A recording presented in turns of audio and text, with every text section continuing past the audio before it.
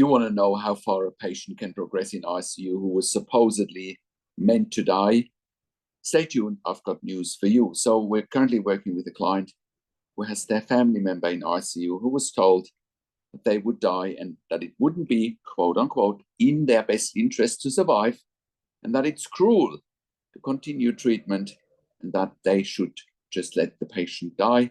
The family objected to that and obviously wanted to have everything done for their family member.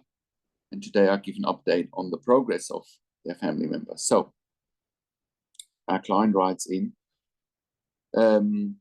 here's today's report on my family member. I wasn't able to go in to see my family member today as I had an appointment out of town. I did talk with her registered nurse today though. They had my family member in the cardiac chair and doing a spontaneous breathing trial from 9 a.m. to 1 p.m. When I spoke with the RN, my family member was back in bed as they became very restless in the chair, but was still doing the breathing trial. The RN said he was going to try putting my family member in the cardiac chair again later after they had time to rest.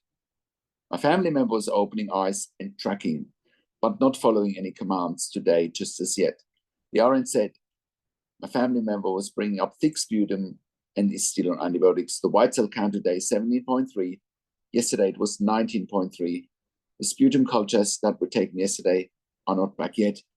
I know they did one on Friday or Saturday when I was there, but the RN couldn't find it. Now, keep in mind, this is, once again, a patient in ICU that came in with cardiac arrest and stroke and some PEs, pulmonary embolism. And the ICU team from the start said, well, it's not in the interest of the patient to continue treatment because, it would be cruel. And if the patient was to survive, they won't have any quality of life, any future perceived quality of life. Well, I've got news for you. If you keep, if you start thinking for yourself and you keep getting a second opinion, right, and you have someone that understands intensive care inside out, review the medical records, that's when you can turn things around and you don't buy into the narrative of intensive care teams that nowadays only want to empty their beds as quickly as possible and they want to make decisions who can live and who can die, right? Because there's an element of population control, right? Then you can turn things around. Now, our client and member continues. As advised by Patrick, I withdrew my consent for the PEC surgery and have a few comments and concerns. I wrote an email to the social worker on Sunday asking her to notify the proper people and to send me confirmation. When I didn't receive confirmation today, I found out she didn't come in and another social worker was replacing her. There are 2 new doctors assigned today for the week, and I left a message for one of them. When I finally arrived home late afternoon, I still hadn't heard from the doctor, so I contacted the interventional radiologist's office and spoke with one of their doctors. And I told her I was withdrawing my consent for the surgery for the PEC tube for my family member. About an hour later, another doctor finally called me back and I informed her of my decision. She asked me why, and I told her I had my reasons. I did care to discuss, and she said, how do you think your family member is going to get nutrition otherwise? I said my family member can continue with a nasogastric tube, and of course, the doctor tried to convince me that was not plausible. I told her I was aware that many people use a nasogastric tube for many months without an issue. She brought up infection and they stopped up. I told her I didn't care to debate with her and thanked her for calling me and I needed to go. Goodbye. Within half an hour, I had another doctor call me wanting to know why. Although I cancelled the surgery, there are a few things I would like you to weigh in on. Is it advisable to do this type of surgery on someone with a 17,000 plus white cell count on antibiotics, still waiting for blood cultures, still recovering from pneumonia? My family member didn't have a temperature at the time I spoke with the RN, but my family member has been running at least a low-grade temperature, even on Tylenol for quite some time. What are the risks of doing the surgery under these circumstances? Greater risks of morbidity or mortality. I did look for medical studies to back this up, couldn't find anything specific for this type of surgery. Do you have any? Does an interventional radiologist usually do this type of surgery? I believe so. It's either an interventional radiologist or a general surgeon. The 50-year resident said my family member would be, the 50-year resident said she would be doing it and had done a few dozen, and the other doctor had done hundreds. If a surgeon should be doing it, is it appropriate for a 50-year resident to do the surgery with an interventional radiologist only in attendance? I'm asking because ghost surgery is a big problem in our country. I realize it's quite possible an interventional radiologist can handle it at all, but not sure. Thank you so much. Right, so a few things. So I talked about, the mobilization part, which is what I said, what I have been saying for a long time. Patients in ICU need to be mobilized as quickly as possible. Any good ICU that I worked at, we always mobilize patients early on with very good outcomes, right? And anyone that claims anything different has no idea, right? It is common sense that you can't get better without mobilization. Imagine someone is tying you to a bed for weeks on end. You'd be deconditioned in no time, right?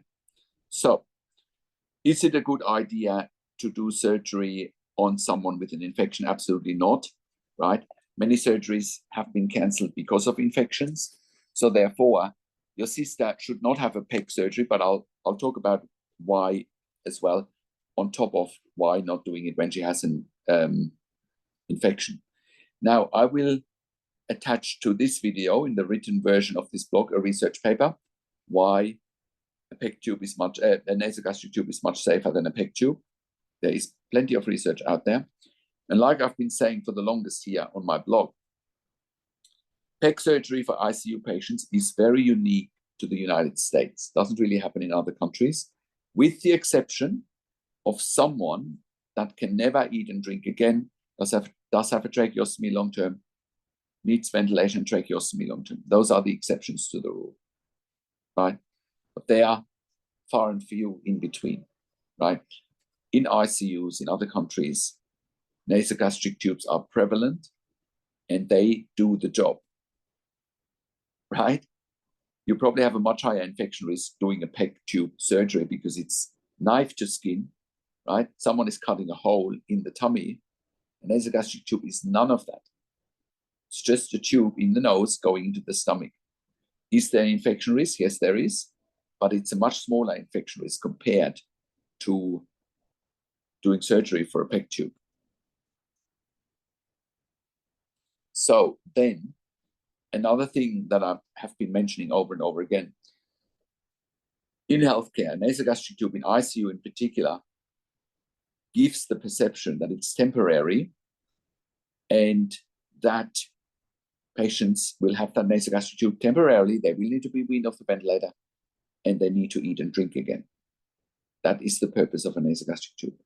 PEG tube, I can assure you, gives the perception to healthcare professionals, doctors, nurses, RTs, that this person will never eat and drink again. No one will bother trying to get them to eat and drink again, right?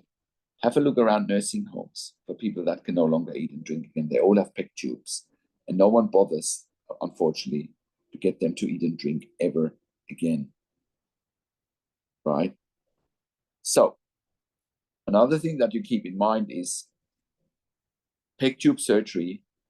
Again, it's a surgical procedure, and the hospital can charge for it, and probably can charge for it, a lot of money. Whereas an nasogastric tube is a minor procedure. It's not surgery. You just put in a tube, and they probably can't charge a lot. And like I said, once a patient has a PEG and a tracheostomy, a patient is prey for an LTAC, and you don't want people to move into LTAC. You just don't, right?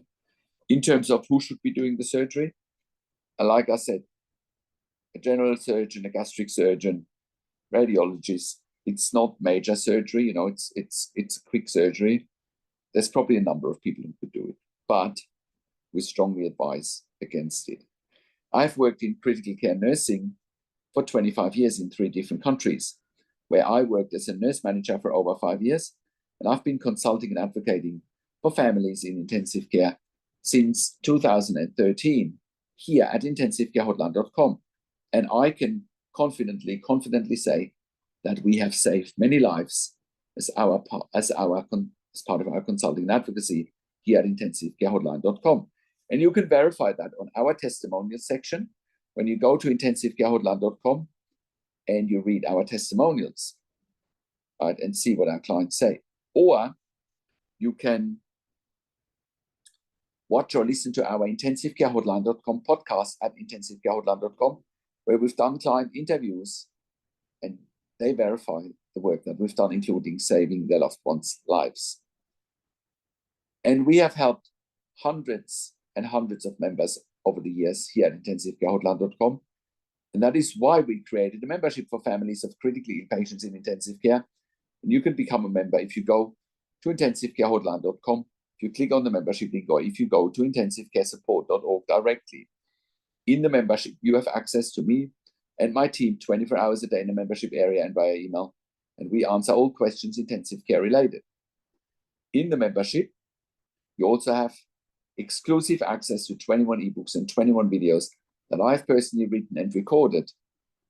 And you will get, and with all of the access to the resources, including to myself and my team, you will be in a position to make informed decisions, have peace of mind, control, power, influence, making sure your loved one gets best care and treatment always. I also do one-on-one consulting and advocacy over the phone, Zoom, Skype, WhatsApp, whichever medium works best for you, and I talk to you and your families directly. I handhold you through this once-in-a-lifetime situation that you simply cannot afford to get wrong. I also talk to doctors and nurses directly on your behalf or with you, and I ask all the questions that you haven't even considered asking, but must be asked when you have a loved one critically ill in intensive care. I also represent you in family meetings with intensive care teams.